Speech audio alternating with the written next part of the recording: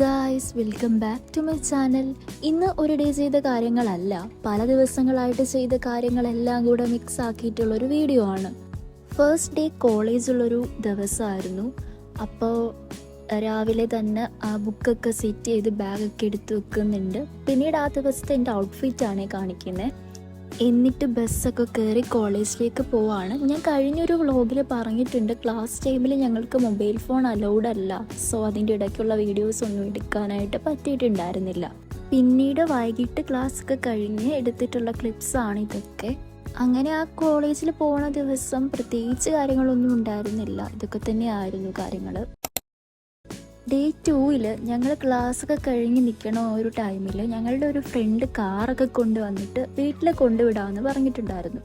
പോകുന്ന ടൈമിൽ ഞങ്ങൾ തോട്ടപ്പള്ളി കായലും കടലും ഒന്നിക്കുന്നൊരു ഏരിയ ഉണ്ട്. അവിടെയൊക്കെ ജസ്റ്റ് ഒന്ന് കണ്ടിട്ടായിരുന്നു വീട്ടിലേക്ക് പോയത്. നല്ല കുറച്ച് വ്യൂ ഒക്കെ ഉണ്ടായിരുന്നു.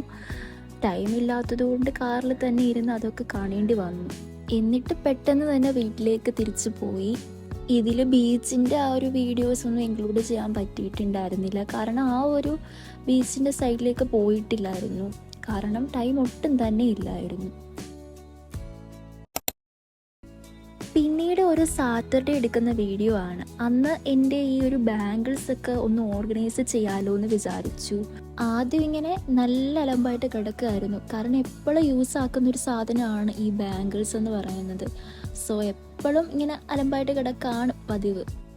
പ്രത്യേകിച്ച് കാര്യങ്ങളൊന്നും ഇല്ല, എല്ലാം ഒന്ന് ഓർഗനൈസ് ചെയ്ത് വെക്കുക, അത്രേ ഉള്ളൂ.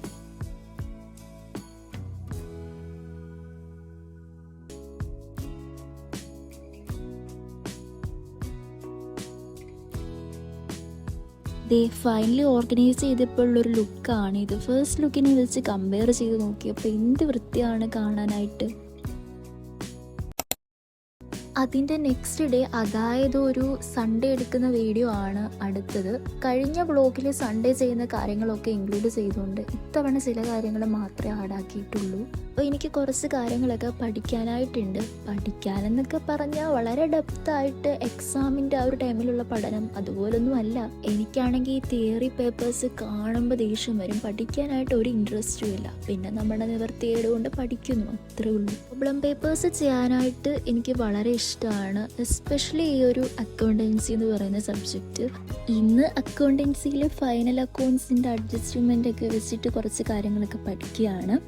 ഈ അക്കൗണ്ടൻസിയും മറ്റ് പ്രോബ്ലം പേപ്പേഴ്സൊക്കെ നമ്മൾ ആ ഒരു വീക്കിൽ തന്നെ ക്ലിയർ ചെയ്ത് പഠിച്ചു പോവാമെങ്കിൽ നമ്മുടെ തലയിൽ നിൽക്കും. എക്സാമിൻ്റെ ടൈം ആകുമ്പോഴേക്കും നമുക്ക് വലിയ ബുദ്ധിമുട്ടൊന്നും ഉണ്ടാവത്തില്ല.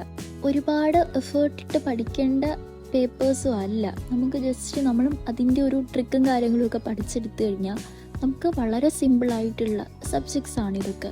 പക്ഷെ തിയറി അങ്ങനല്ല, നമ്മൾ എന്തായാലും കാണാപ്പാഠം പഠിക്കുക, അതൊക്കെ ഉള്ളൊരു നിവർത്തി. അതുകൊണ്ട് തന്നെ തിയറി പേപ്പേഴ്സ് എക്സാമിൻ്റെ ആ ഒരു ടൈമിൽ നോക്കാമെന്ന് വെച്ചിട്ട് ഈ ഒരു സെമ്മിൽ ഞാൻ തൊട്ട് നോക്കിയിട്ടില്ല.